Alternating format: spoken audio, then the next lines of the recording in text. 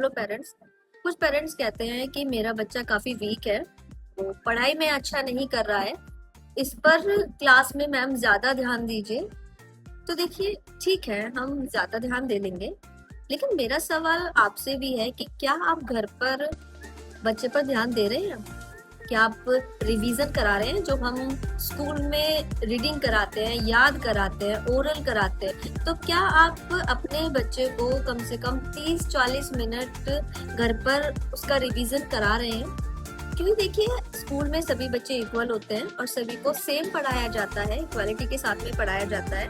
लेकिन कुछ बच्चे अच्छे चल जाते हैं, कुछ कुछ बच्चों का रिस्पॉन्स बहुत ही अच्छा होता है। वो इसलिए क्योंकि उनके जो पेरेंट्स हैं वो घर पर बहुत अच्छा ध्यान देते हैं, उनको याद कराते हैं, उन्हें सपोर्ट करते हैं, उनकी पढ़ाई में अपडेट भी लेते रहते हैं कि उनका बच्चा कैसा कर रहा है। तो कुछ पेरेंट्स बहुत अच्छा रिस्पॉन्स करते हैं, तो इसीलिए उनके बच्चे बहुत अच्छा क्लास में चलते हैं। और कुछ बच्चे ऐसे होते हैं जिनका रिवीजन घर पर नहीं हो पाता है, तो इसीलिए वो थोड़ा वीक रह जाते हैं। तो इसीलिए मेरा आपसे कहना है कि आप प्लीज घर पर उन बच्चों को, यानी अपने बच्चों को जरूर रिवीजन कराइए, क्योंकि बच्चे का रिवीजन होना बहुत जरूरी है। जो भी स्कूल में सिखाया जाता है उसका रिवीजन होना बहुत जरूरी है, क्योंकि अगर आप रिवीजन नहीं कराएंगे तो बच्चा भूल जाएगा, विच इज ओके। बच्चे भूल जाते हैं, छोटे बच्चे होते हैं वो भूल जाते हैं, तो इसीलिए उनका रिवीजन होना घर पर बहुत ही ज्यादा जरूरी है।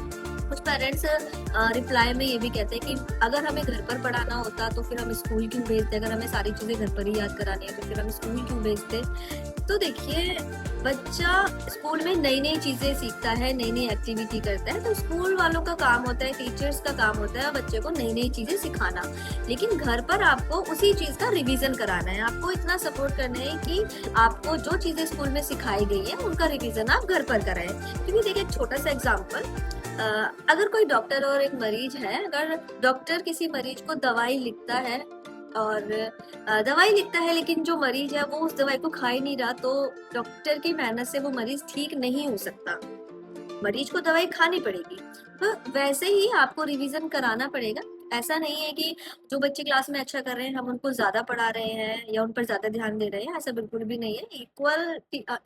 जो इक्वल एजुकेशन दी जाती है, लेकिन वो बच्चा अच्छा सिर्फ और सिर्फ इसीलिए कर रहे हैं क्योंकि उनके पेरेंट्स उनको सपोर्ट कर रहे हैं, उनका रिवीजन करा रहे हैं। तो इसीलिए आप भी रिवीजन कराइए। आप भी चाहते हैं आपका बच्चा, जो बच्चा है वो अच्छा करे, और हम भी चाहते हैं कि क्लास में हर एक बच्चे अच्छा पढ़े, अच्छा करें, सभी टॉप हो।